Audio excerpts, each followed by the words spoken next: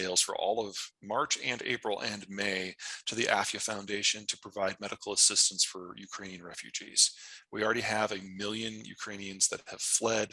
I figure at least another 4 or 5 million are going to flee over the course of the next 3 months. They need whatever help they can get.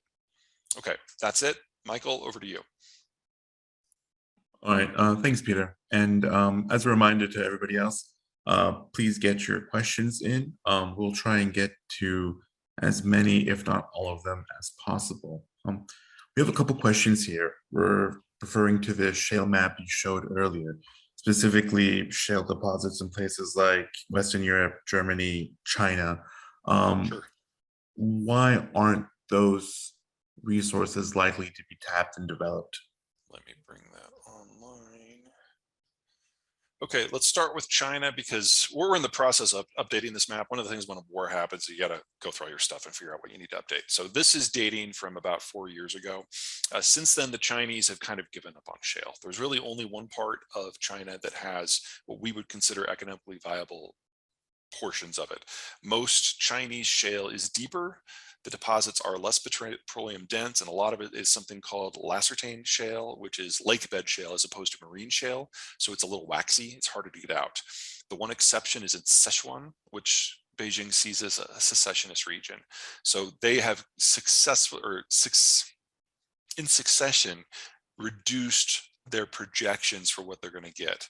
At their peak, they were thinking they were going to get 10 BCF a day. Now they're thinking if they're really lucky they'll get 1. And that is several years off still. So that's China. The problem in Europe is that the countries that have it, it's like directly under their population centers. So like the shale under the Louvre is apparently spectacular, but I can't see them drilling for it yet.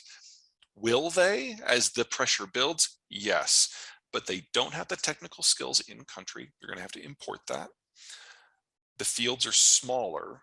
Their population densities are higher. It's harder to run infrastructure.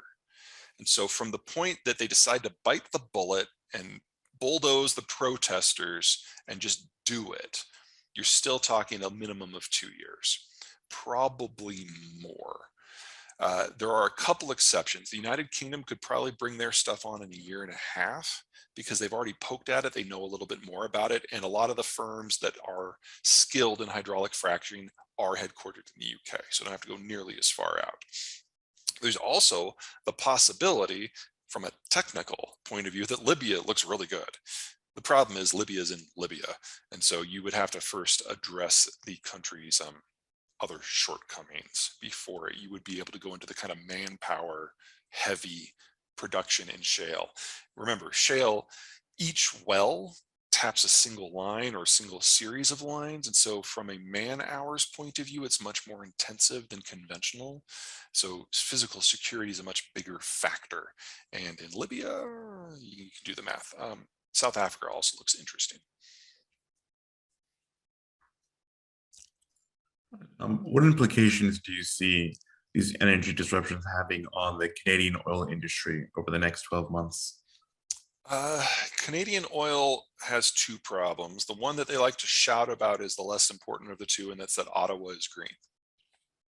In an environment of $150, $200 oil, it's easy to see people in Canada thinking that, maybe they can be part of the solution here. The second problem is infrastructure. All Canada's oil, or at least all of Alberta's oil, goes south. When it comes to the United States, it's going to be selling into that $70 market. So unless and until the Canadian federal government builds a massive pipeline from Alberta, either across the mountains or east to the St. Lawrence, there's not going to be any real build out. Because if there's no way to get it to the global market to take advantage of the arbitrage, it doesn't matter. So, I mean, Canadians will tell you that, building a line to and through Quebec to get to the St. Lawrence, you're talking a 4-year construction process. So even if the political issue in Canada didn't get in the way at all, this is several years away before Canada can be part of the solution. Thank you. We also have a couple questions about nuclear power in general. Sure. And then nuclear power restarting in places like Germany specifically. The German government 2 days ago came out flat and said it wasn't even under consideration, but the real shortages haven't hit them yet. So I totally expect at some point in the next month or two for the Germans to revisit that decision. It's weird. So much has changed in German politics in the last 6 days. I mean, we've had more dynamism in German policy in the last 6 days in the last 30 years. So a lot of these, no, we will never consider doing that, decisions that they're making in the past are being undone, and then things that they were always doing are being canceled in very short with a lot of rapidity. I can see Japan getting back into nukes. I can see France slowing their nuclear decommissioning and maybe even building it out again. Germany, as you said, they just have to turn them back on. They have the fuel. So it's a political decision that has to be made specifically by the foreign minister, who's the chief of the Greens. I think it will happen to a degree, but I think the more popular uh, replacement fuel for Russian energy is going to be coal. That's definitely what the Poles are doing. They've already started expanding so they can cut the Russian gas out of their system. In fact, the only reason the Poles use Russian gas at all is because the rest of the European Union kept suing them for using coal. Well, they're going to go back now. The Germans have a lot of lignite, which is ultra soft brown coal.